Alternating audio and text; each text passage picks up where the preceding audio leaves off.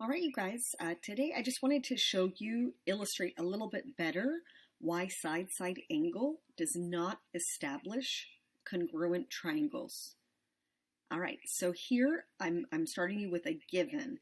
So we're going to have a segment that's 12 centimeters, another one that's 9 centimeters, and an angle that's 40 degrees. And I'm guiding you through the steps. So you want to have this paper printed. You want to make sure that you have a protractor available. You want to make sure you have a ruler available, and you also want your compass as well. Okay, so let me slide up. You have the instructions in front of you, so let me slide up so I have enough space. I'm going to slide up to here.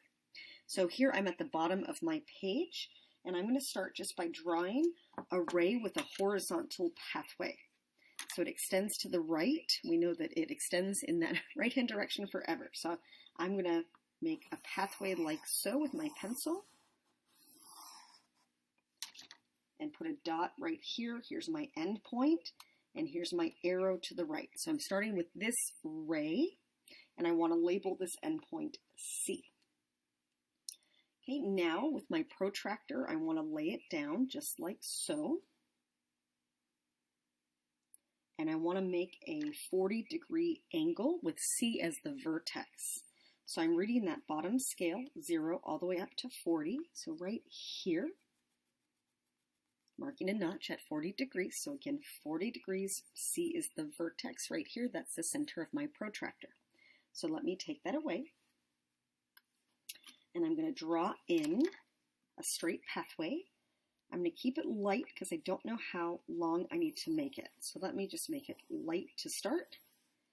And then I'm going to read through my next instruction that says, make CR have a measure of 12 centimeters. So here is C, and I want to go 12 centimeters, which is going to put me right here. So I'm going to make a little dot right there, and then I'm going to darken this segment from here to here.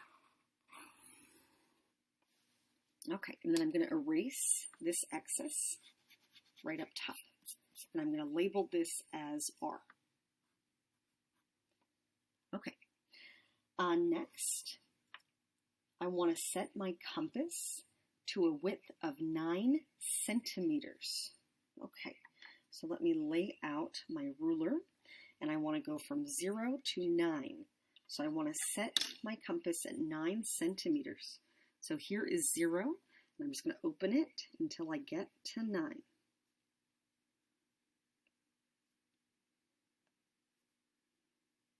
Okay, let's see, that looks good. Right, there's my 9 centimeters. Okay, so now let me take my ruler away.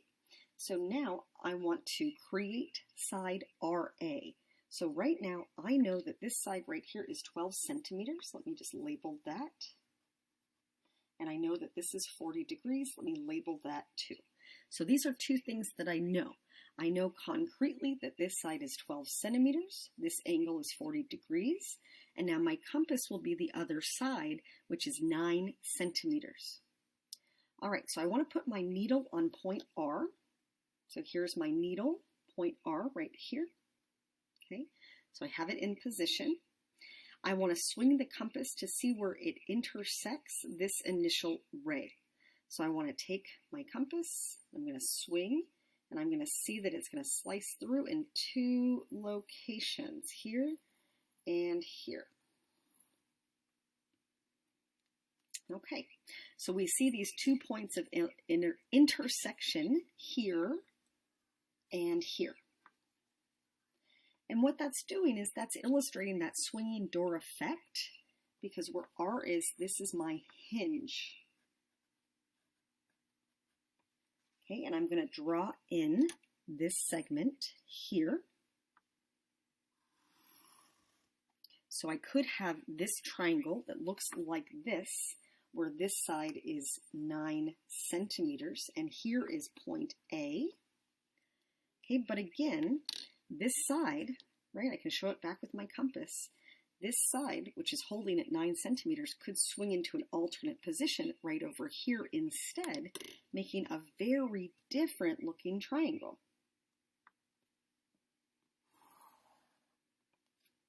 Right, this is also 9 centimeters.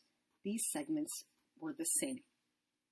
So again, the whole goal of showing you this is to remind you that there's really two very different triangles that could emerge if we have information about only two sides and the non-included angle.